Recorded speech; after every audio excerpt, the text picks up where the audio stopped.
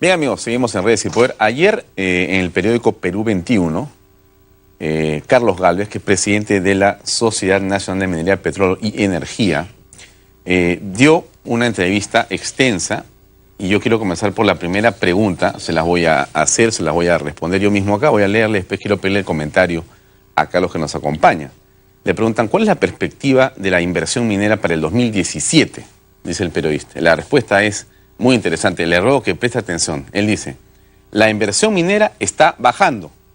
El pico fue el 2013, 10.000 millones de dólares, ¿no? En el 2014 pasó a 8.500 millones de dólares. En el 2015 bajó a 8.000 millones de dólares. Ojalá que lleguemos este año a 4.000 millones de dólares. Y es probable que el 2017 sea apenas 2.000 millones de dólares. Es una tendencia preocupante. Siendo la minería, como usted sabe, porque lo hemos dicho acá varias veces, un motor fundamental del desarrollo del país, bueno, ¿qué es lo que está ocurriendo en este sector tan importante? Carlos, buenas noches, gracias por acompañarnos. Buenas noches, gracias por la invitación. ¿Qué significan estas cifras y esta tendencia a la baja? ¿Por qué está ocurriendo esto? Bueno, esta es la consecuencia de una historia que ya venía gestándose desde la campaña electoral anterior, del año 2011. Desde el 2011 viene esto, porque tú estás hablando del año 2013, que eran 10.000 millones. Es el pico de la inversión. Pero esto se gesta desde el año 2011, del famoso agua sí, oro no. ¿Por qué se gesta ahí? Bueno, precisamente en esa campaña, con el afán de ganar votos, lo que se hizo fue poner en contraposición la inversión minera sobre pretexto del agua. Entonces eso generó grandes temores en la población. Y luego de eso, lo que ocurrió fue que este señor Humala cambió de opinión. Ya una vez asumía la presidencia, dijo Conga va, y Gregorio Santos, que era su aliado de la campaña electoral, se sintió traicionado y entonces le hizo la guerra y le dijo Conga fue. ¿No es cierto?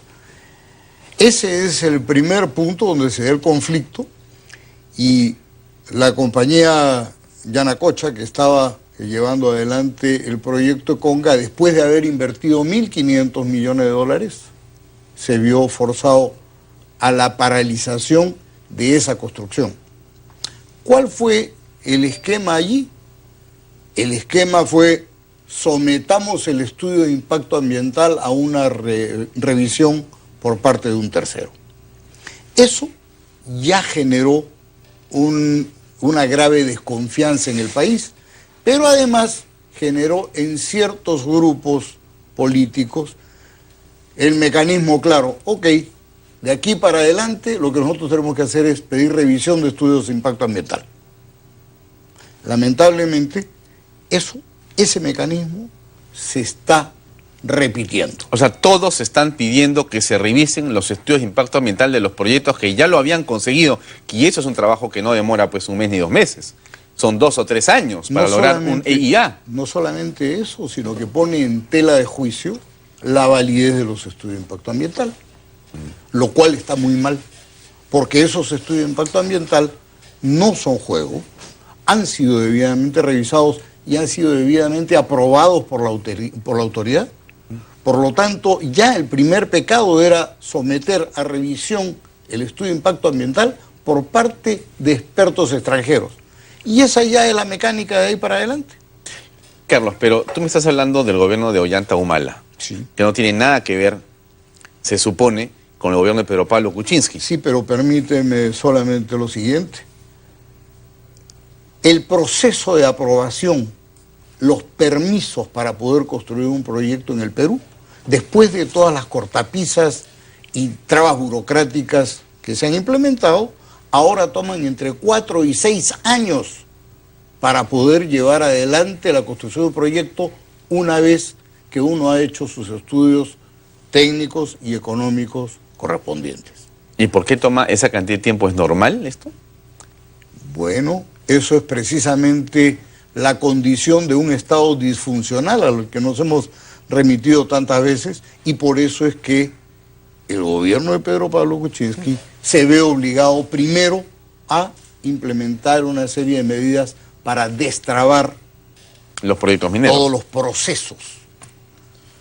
Y entonces recién a partir de allí se podrá trabajar. Pero en paralelo subyace esta corriente social de reacción a la industria extractiva, de reacción adversa a la extracción minera. Pero ¿cómo se entiende esto siendo la minería una de las industrias que genera mayor cantidad de impuestos en general para el país y que tiene que ver con los picos de crecimiento que tiene el Producto Bruto Interno en general y que da tanto trabajo en industrias conexas, etcétera? ¿Cómo es posible que, siendo este gobierno un gobierno lleno de tecnócratas y gente que entiende de qué se trata todo esto, estemos en esta situación con proyectos como Las Bambas u otros? Hace poco está la mina, lo leí el viernes, de Hochschild, hay una mina, no recuerdo el nombre, así es, que ha parado su operación porque tienen cerradas las vías. Sí, entonces, ya llevaba paralizado 30 días. Y entonces esto suele ser, estamos en una suerte pues de parálisis en el país del sector minero, pero eso es un suicidio para el país. Sí, lo que ocurre es que recordemos también lo que ha ocurrido en el Perú. Ha habido un abandono histórico de las poblaciones altoandinas y de la selva, de la población rural en términos generales. Y entonces, en el fondo les preocupa poco que una mina o un proyecto o cualquiera produzca y genere impuestos, porque al final a ellos no les ha regresado nada. Cuando uno va, y por eso lo dice muy bien el presidente Kuczynski, hay que hacer el adelanto social. En el fondo él lo denomina políticamente así, pero es resarcir de ese abandono histórico a esas poblaciones. Y hay que ponerles agua potable, saneamiento, educación, hospitales, etcétera, y seguridad. Pero eso es un tema que se tiene que rectificar, se tiene que corregir. Ya, pero ¿quiénes asusan esto? ¿Quiénes están extorsionando al sector minero? ¿Qué está ocurriendo detrás de esa protesta que podría ser legítima y entendible a efectos de querer mejorar su situación de vida? Bueno, lo que acabo de explicar es precisamente la base sobre la cual subyace estas condiciones propicias para la protesta. Y entonces aquí entran fuerzas distintas, unas ideologizadas, de izquierda, que promueven precisamente esta protesta porque no les interesa, están muchas veces relacionados al post-extractivismo. Y hay otros que son intereses económicos puros y duros, como el de aquellos hermanitos que menciono en esa entrevista, ¿no?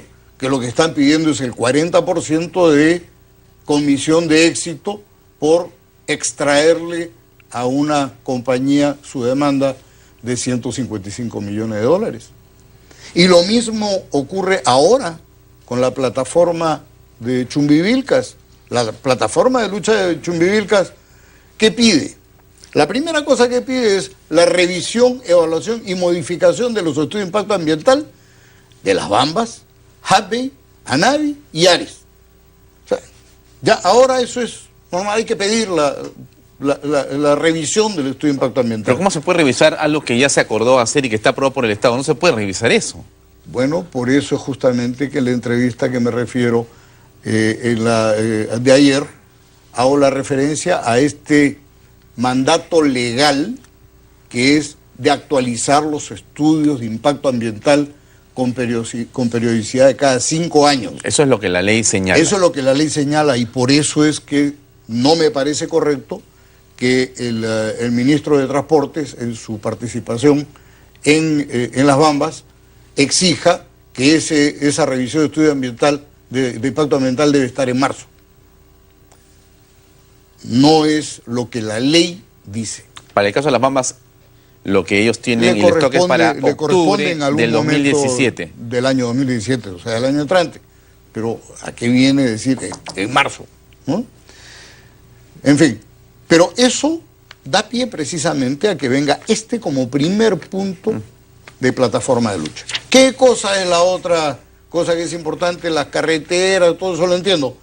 Pero la primera es presencia del gobierno nacional, 7 ministros. 7 ministros van a ir a ver este asunto. El otro punto, firma de convenio marco con las empresas mineras. ¿Qué es eso? el 10% de las utilidades para empezar. O sea, y de las 4 compañías que he mencionado. Entonces, acá hay un interés económico directo. Y por supuesto, revisión del seguro agrario, bono minero para magisterio. O sea, ya la actividad minera debe pagar cualquier cosa que se antoje. Entonces, eso es pues producto ¿Ustedes han hablado con el gobierno de este tema, Carlos? Porque escucharte a ti es casi una especie de película de terror. ¿Cómo puede estar pasando eso? Y yo me pregunto, y seguramente la gente que nos ve, ¿y la autoridad qué dice? Bueno, nosotros hemos entendido que se necesitaban cuando menos 4 o 5 meses para poder hacer las correcciones que había que hacer al interior del Estado para empezar a tomar decisiones. Ah, ya se hicieron entonces, han pasado 5 meses ya. Entendemos que dentro de este proceso se están dando también los decretos legislativos para los que están facultados, dentro de los cuales entran los temas de seguridad, que son fundamentales. Y dentro de los temas de seguridad, espero, porque esto se acaba el día 6 de enero, se debe de haber aprobado los decretos legislativos que permitan aplicar la ley. Por eso es que en esa entrevista me refiero a la aplicación de la ley y hago su comparación con la forma en que se aplica la ley tanto en el Ecuador como en Bolivia, para que no me digan que hay tratos diferenciados respecto de poblaciones que son básicamente lo mismo. Tú dices que conflictos traban inversiones. ¿Estamos con una visión del país, para ir cerrando, Carlos, perjudicial para la inversión según tu perspectiva? Bueno, si hay este tipo de amenazas, si hay paralizaciones, hoy día han aparecido en las carreteras, en las zonas de Chumbivilcas, en la zona de Las Bambas, han aparecido unos carteles enormes de carretera indicando zonas contaminadas, indicando cuál es la compañía responsable y cuál es el producto de la contaminación.